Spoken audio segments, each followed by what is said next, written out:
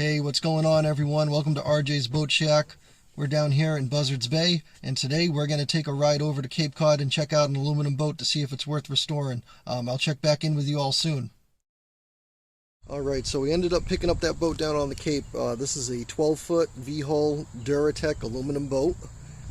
It's in pretty decent shape. We're going to get into some of the specifics on this model, but overall it's a great boat if you're out as, freshwater fisherman, going saltwater, or if you just need a tender to get to your bigger boat. So I removed all the bungees and ropes we had to secure this thing when we were taking our ride back to base, but I'm going to take it off the truck, got a regular 6.5-foot full-size bed, and I will show you some of the specifics on this boat.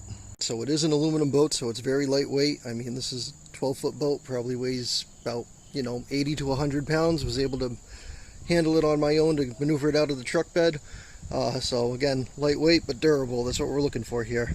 So let's get into what actually makes this a pretty decent find. So you'll notice lines are nice and straight. Everything's intact. There's no loose bits. Nothing's wobbly. Got a real solid handle. It's lightweight, and as we walk through, you'll notice, all the ribbing's in good shape, nothing's cracked, no rivets are popped out, nothing's overly exposed, nothing's loose, nothing's not where it's supposed to be. So just getting a good shot on the rear handle area. You'll notice some oxidization on the aluminum. This is mostly just from salt water exposure, but we'll be able to fill that in with an adhesive compound, and that'll be no issue to fix up and won't have any issues with structural integrity down the road. So oar locks were in good shape. Oar lock holders also in good place. A little chain so you can't attach it. Once you're in the water and it's wavy, things are going to start moving around. That's if you're in freshwater or saltwater, so that's always nice.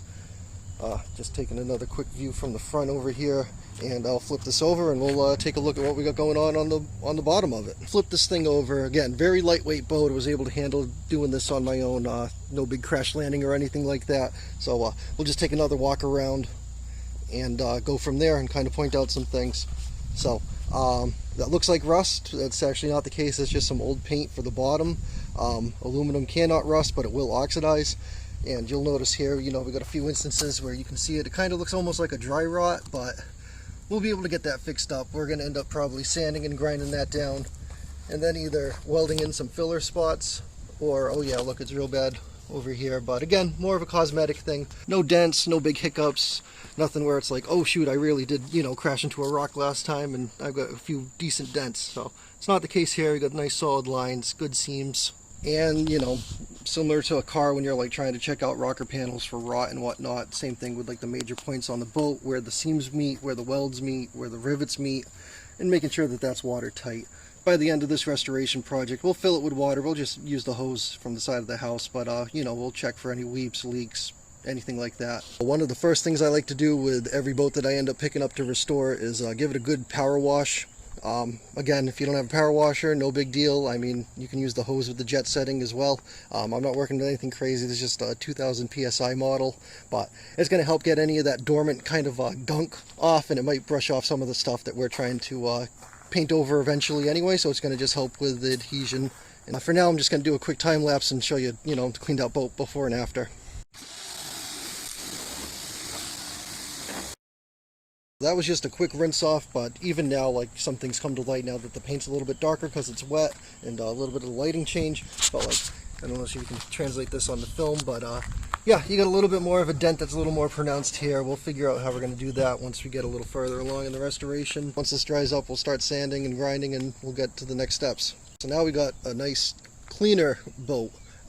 Pretty much from here, we're going to flip it over. We're going to do the same thing on the inside. Here's that transom power wash, a little more cleaned up. We'll let that dry out. We'll probably sand it down, and we'll decide from there if we want to, seal it and polyurethane it, or if we're going to paint over it. Here's the boat all leaned up. We're just draining that excess water out from the hull. But yeah, it's in good shape.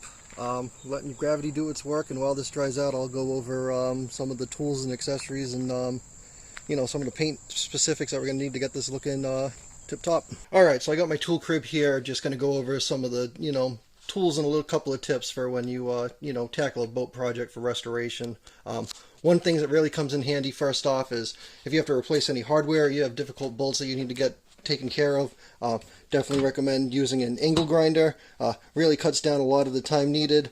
Again, just using basic Harbor Freight cutoff wheels. Obviously safety glasses, I think I have these further buried in here, but when we get to an actual live demo, we'll definitely be using those. A couple of different types of sanders. Got a belt sander here, regular palm sander, using 120 grit, you know, real coarse, rough stuff, just to kind of pull up some more of that additional, you know, layer of old paint, gunk. Last thing, if we did have to replace the transom, just using a jigsaw just to be able to cut some, you know, more intricate pattern type work to fit the boat. And just some other common things you want to have on hand just in case. Obviously your drill hopefully fully charged before you tackle, you know, too deep into this. You know, a lot of things like wood items get rotted, they're hard to come off, so, you know, sometimes it's real caveman-like after using the angle grinder and, you know, hammer and chiseling away until you get something to break off. Another thing that's come really in handy when sanding just won't do, when it's too delicate of an area to use the angle grinder, is just a basic wire brush. Again, this is just after working on a couple of boats. You end up collecting hardware, some good, some bad, so just keeping some miscellaneous screws, bolts, stuff like that on hand, because you never know what's going to fit and what's going to come in handy with each unique boat project. So now on to when we do eventually get into the paint process, just a few things to note. We are using enamel-based oil paint. Holds up really well. You know, you don't have to really worry about a lot of multiple coats. Stuff comes out pretty thick. I'd say, you know, boats here it is drying out. It's, you know, 2 coats and you're looking good. We haven't decided what color scheme we're going with this boat yet, but just based on what I have on hand, I got a white, a gray, and a green. So we'll see if that's still the case down the road. So pretty much for a boat this size, you're going to use maybe a ½ gallon on the inside and a ½ gallon on the outside. Other than that, your basic paint stirrer, a roller. I need to pick up brushes, open up the paint can, tape for some of the line work we're going to do on the guardrails, and then, you know, normally a multi-size of some cheap brushes. Just trying to, again, this is going to be a restoration with the intent to sell, so we're trying to keep costs low on some of the materials. So one of the things that's always a nice bonus when looking out for you know, boats that you're trying to restore is you know, some of the accessories that previous owners are just trying to get rid of when they get rid of a boat. So in this case, kind of really lucked out. Got a nice decent anchor with plenty of rope line actually. A decent set of oar locks, and you know, if we sell this and someone wants to use it as a tender or a dinghy or whatever, you know, you got the secured line right here too as well. After power washing, that's going to be the last time where you need to use water until we're actually on the water. Pretty nice day out here down in Buzzards Bay, and we're just going to let the sun do its job, clear this out, dry it up, and already looking a lot better than when we dug it out of the ground at this guy's house when we picked it up earlier this morning. Overall, this was a really good find. Filming this is September 2023. We picked this up for 250 bucks. When we're done with this restoration process, we're going to be able to put this on the market and hopefully get, you know, closer to 500. Plus, again, we have all these accessories kind of help you with your upsell too, so you are kind of more consistent with staying firm on your price. You say, hey, I got the boat and I have all these accessories with it. This is what it's worth. All right, everyone, so there you have it. Some initial impressions, outline of what to look for when trying to find an aluminum boat for restoration purposes, and some of the first steps to get you started in your own restoration projects, hopefully.